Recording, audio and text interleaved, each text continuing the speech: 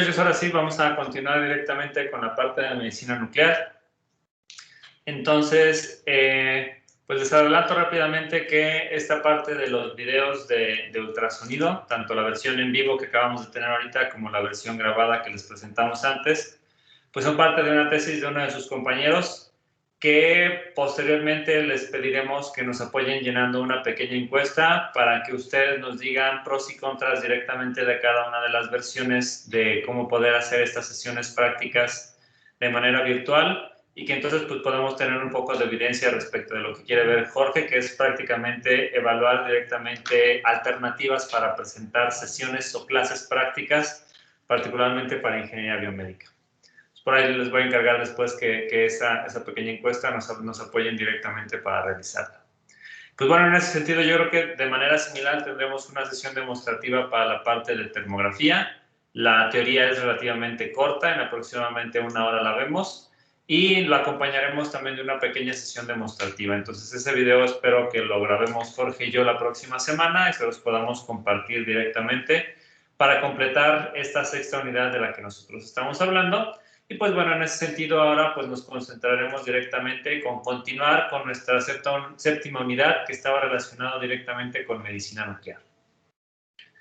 Si recuerdo bien, la última parte a la que habíamos llegado nosotros en términos de medicina nuclear, en donde ya habíamos hablado qué es medicina nuclear, qué es un radiofármaco, cómo está compuesto y qué características tienen los diferentes tipos de radiofármaco, pues nos quedamos directamente en cómo es ese proceso de obtención de una imagen particular para este tipo de técnica de imagenología médica.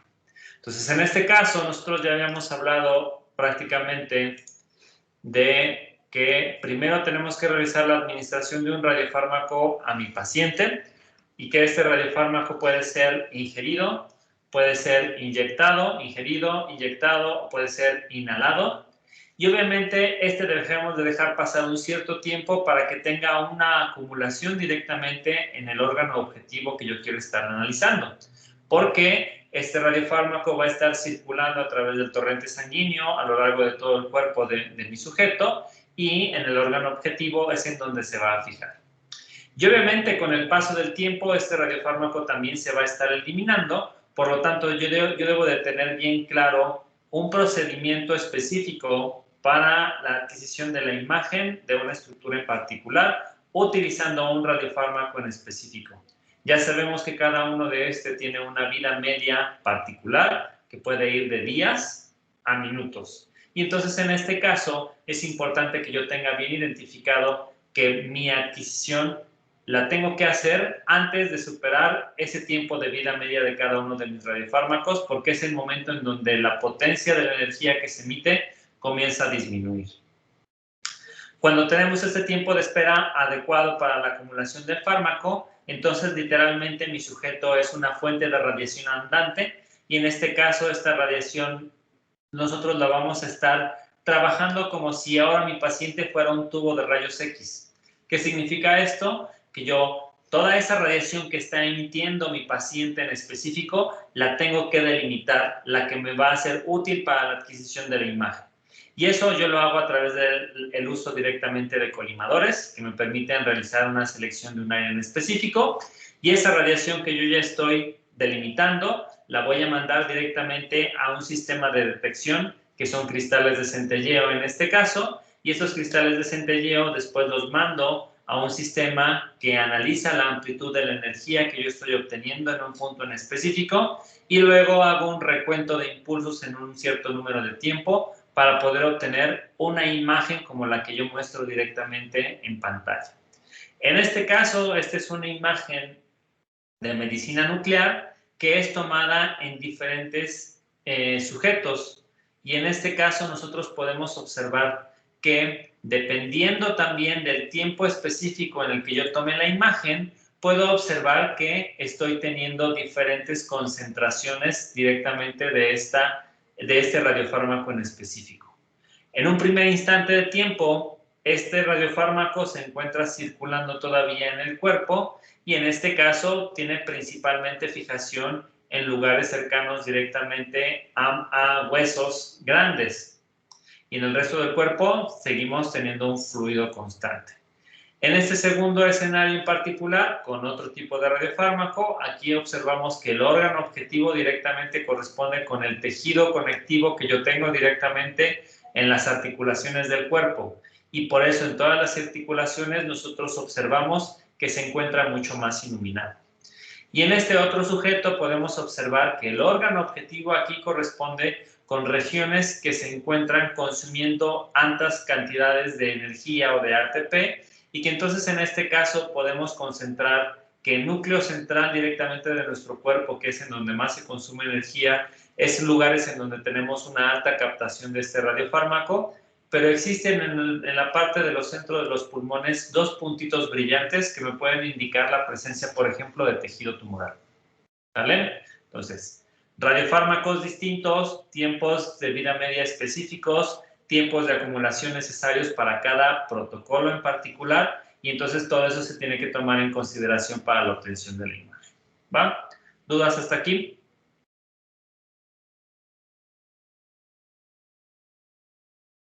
Perfecto. En este caso, ahora vamos a hablar de los dos tipos básicos de imagenología por medicina nuclear que nosotros tenemos disponibles.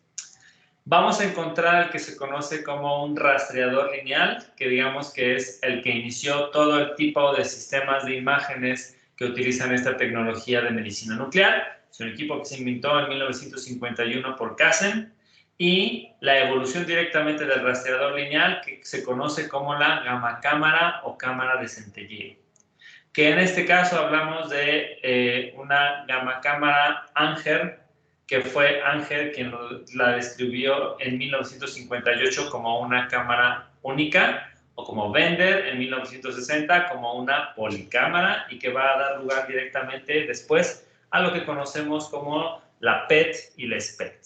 ¿Sale? Entonces, en este caso, de nuevo, trataremos de ir desmenuzando el funcionamiento de estos en específico, comenzando directamente por la descripción de lo que se conoce como el rastreador lineal. En términos generales, este rastreador lineal va a ser el equipo de medicina nuclear más sencillo que podamos encontrar.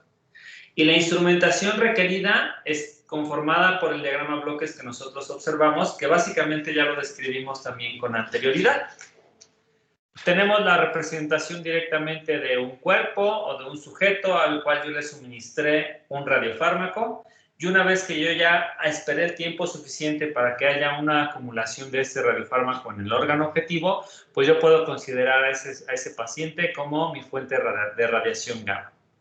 Esta radiación gamma ya dijimos que se tiene que direccionar directamente y agarrar solo la que es útil para lo que corresponde con la radiación de la imagen, y entonces en este caso voy a requerir de un colimador para poder direccionar esta radiación.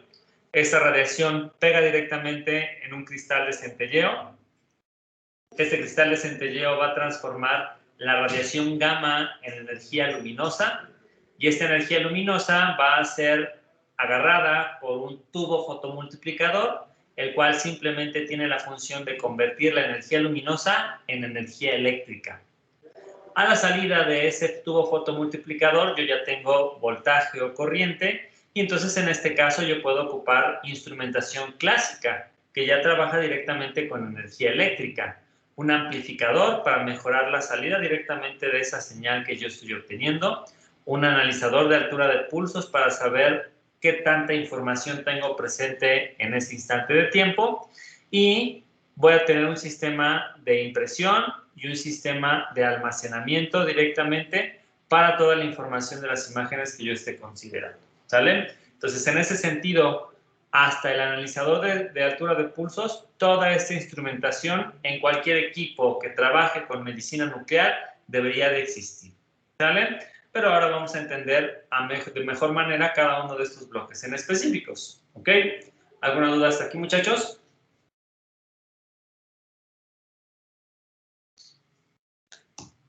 Perfecto.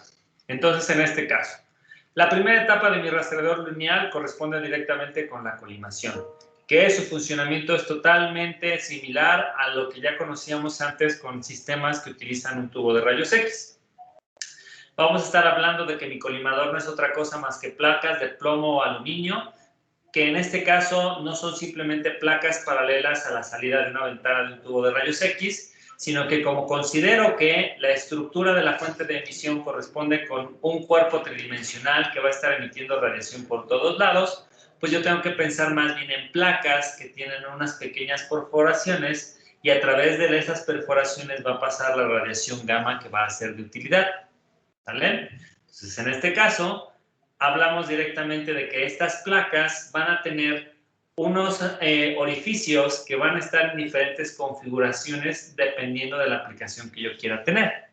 Las placas pueden tener perforaciones que son totalmente paralelas, lo que significa que solamente va a permitir el paso de aquella información que esté paralela completamente a la placa en específico, es decir, que la radiación gamma tiene que atravesar por aquí. Si viene en una angulación distinta, esa radiación no es útil directamente para la imagen.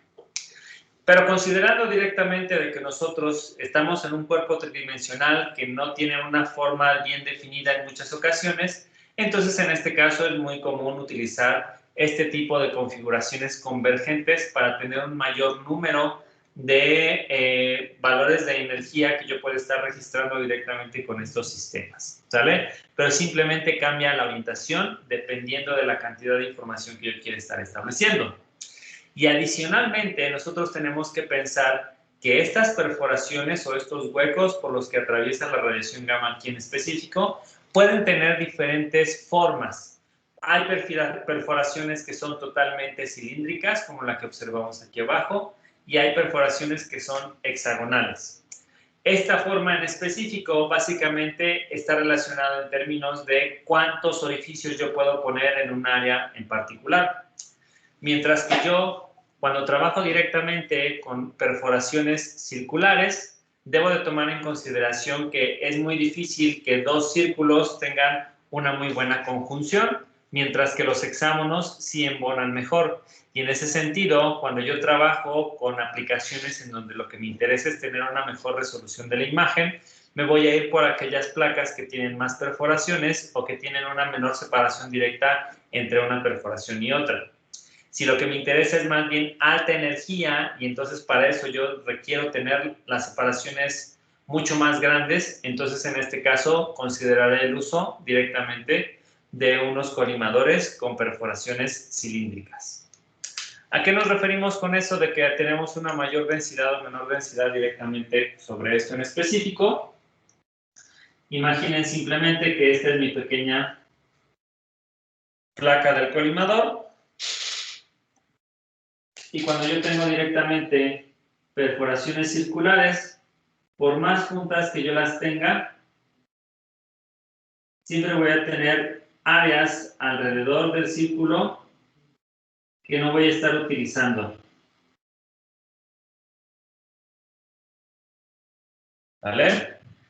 Cuando yo trabajo directamente con hexágonos,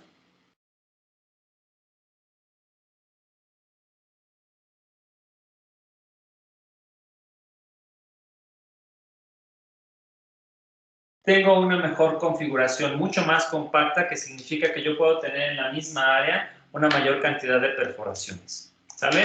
Y eso simplemente está definido en términos de la aplicación que yo quisiera realizar. Ya existe directamente en la literatura tablas que me indican directamente cómo deben de ser la configuración de estos colimadores para que yo pueda utilizarlos en una aplicación en particular. ¿A qué me refiero con esto? Que, por ejemplo, si yo requiero estudios en donde voy a utilizar radiofármacos de baja energía, pero que voy a requerir una alta resolución en la imagen, se conocen como estudios BER. Y entonces, en este caso, voy a estar considerando que el tamaño de las perforaciones de mis colimadores debe de ser de 1.8 milímetros de diámetro y debo de contar en esa placa con aproximadamente 30.000 perforaciones, con una separación existente entre ellas de 0.3 milímetros. Y entonces, en este caso, se habla directamente de la densidad de perforaciones que existe en el colimador dependiendo de la aplicación. Puedo encontrármelas de baja energía de propósito general, en donde obviamente aquí me voy a fijar mucho en que me importa más tener energía por todos lados y entonces el tamaño de la perforación es más grande, pero el número de perforaciones disminuye, obviamente, y la separación entre ellas también se puede mantener muy similar. Puedo requerir de aplicaciones de baja energía con alta sensibilidad, que en ese sentido significa directamente que yo quiera tener buena discriminación entre diferentes tipos de energía emitidas por un mismo cuerpo, y entonces en este caso para eso me sirven perforaciones más grandes todavía, con un menor número, con una misma separación. Y si yo quiero trabajar directamente con alta energía y alta sensibilidad, para alta energía me conviene tener una menor densidad directamente de perforaciones de gran tamaño con una mayor separación, para evitar directamente que mi sistema se sature por tener información de alta energía en lugares muy cercanos. ¿Sale? Pero toda esta información acerca de las perforaciones, si son cilíndricas o son hexagonales, ya está reportada directamente por el fabricante. Y en este caso, simplemente hacemos una sugerencia al cliente de qué es lo mejor para la adquisición. ¿Vale? ¿Dudas hasta aquí, muchachos?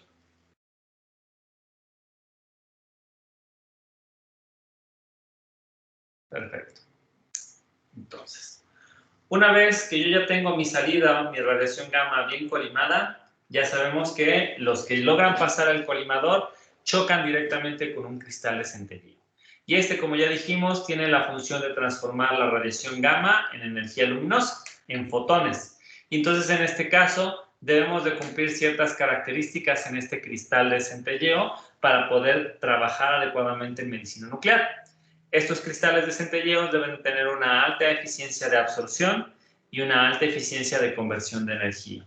Es decir, que deben de ser capaces de que más del 99% de la radiación gamma que pasa el colimador la pueda captar y la pueda convertir en energía posteriormente para utilizarlo en otro proceso en específico.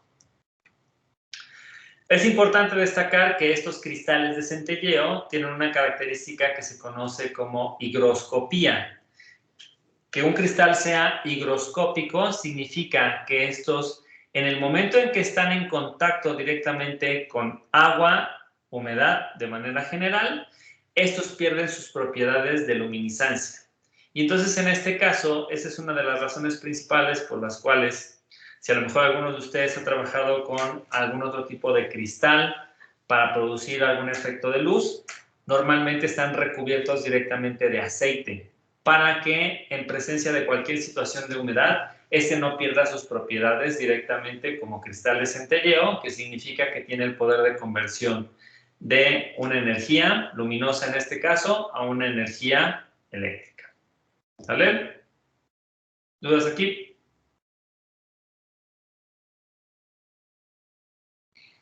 Perfecto. Usualmente, estos cristales de centelleo están fabricados de algo que es relativamente sencillo de conseguir de manera comercial, como es el yoduro de sodio activado con talio. Entonces, en este caso, yoduro de sodio ya sabemos que corresponde directamente con una sal y activado con talio para poder generar esta radiación que soy capaz de emitir. Una vez que mi cristal de centelleo ya convirtió directamente esta radiación gamma en energía luminosa y entonces el cristal de centelleo a la salida me entrega ya una energía eléctrica, entonces en este caso va a entrar directamente a lo que es un tubo fotomultiplicador. Entonces, este es el encargado de convertir la energía luminosa en energía eléctrica. Y entonces, en este caso, debemos de entender que la configuración de cualquier tubo de fotomultiplicador se centra particularmente en 4 partes principales. Vamos a tener disponibles un fotocátodo, que en este caso es el lugar que es capaz de captar estos fotones de luminiscencia y convertirlos en energía, en electrones que van a estar siendo liberados.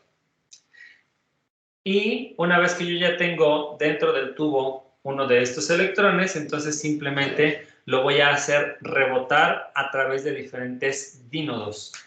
Y los dínodos es una estructura electrónica que me permite ir duplicando o multiplicando en términos generales la cantidad de energía que yo estoy utilizando. Y entonces en este caso de aquí que en el dibujito en específico nosotros observemos como cada que pasa la flecha por uno de estos cuadritos verdes que corresponden con los dínodos, va aumentando el tamaño de la flecha, lo que significa que tenemos una mayor acumulación de electrones que pueden ser utilizados. La última parte, una vez que yo ya tengo toda esta amplificación utilizando los dínodos, corresponde con un ánodo en donde se tiene directamente la recolección. Yo les hablaba de 4 elementos súper importantes. El cuarto de ellos corresponde que toda esta parte del tubo fotomultiplicador se encuentra inmersa directamente dentro de lo que pudiéramos llamar nuestro tubo de rayos X, por así decirlo. Entonces, en este caso en específico, para tener un mejor manejo de los electrones o una velocidad más constante de electrones y su producción a través del tubo fotomultiplicador, de que choque dentro de uno de estos dínodos, entonces en este caso yo tengo que considerar que debe de existir una carcasa al vacío para facilitar el movimiento de los electrones de lo que corresponde con el fotocátodo hasta el ánodo, utilizando los dínodos para ir aumentando directamente la información disponible. ¿Vale? ¿Dudas hasta aquí, muchachos?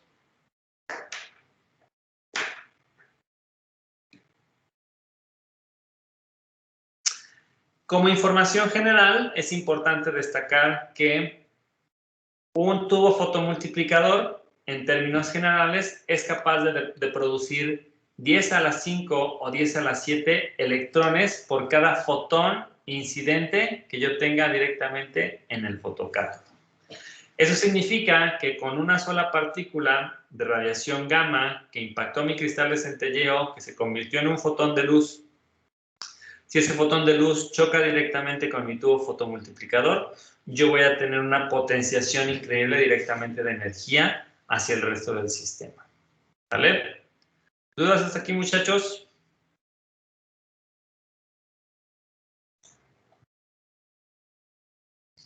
No. Si no hay dudas, manteniendo nuestra situación de clases de hora y media aproximadamente, va a ser todo lo que veamos el día de hoy. Entonces, en este caso, les recuerdo directamente cómo estaría nuestra dinámica para lo que corresponde con el resto del curso. Vamos a tener la próxima clase, la clase del viernes, la sesión de preguntas y respuestas rápidas de sus compañeros que ya nos subieron su video de la presentación de ultrasonido. Y yo espero que el día de hoy terminen de realizar directamente las calificaciones del curso del primer parcial, para que ustedes lo vayan evaluando, y la próxima semana ya hablemos directamente de las fechas para aplicar segundo y tercer parcial. De antemano una disculpa porque hemos tenido muchas ocupaciones entre semanas presenciales, congresos nacionales e internacionales, y hemos perdido mucho tiempo en estas 2 últimas semanas. Trataremos de reponerlo si es necesario, pero creo que todavía vamos en tiempo. Pero muy probablemente a finales de la próxima semana tengamos que hacer nuestro segundo parcial, para que en la primera semana de diciembre tengamos el tercero y nos preparemos directamente para finalizar el curso. Pero en términos del contenido yo creo que vamos bien, es simplemente organizarnos un poquito mejor para la realización de los exámenes. ¿Vale? ¿Alguna duda en particular, muchachos?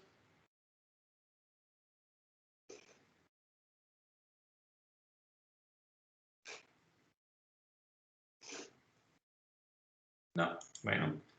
Pues si no hay más dudas, muchachos, entonces pues les agradezco y nos vemos el próximo viernes. Muchas gracias, hasta luego. Muchas gracias, profesor. Hasta luego. Gracias, profe. Gracias.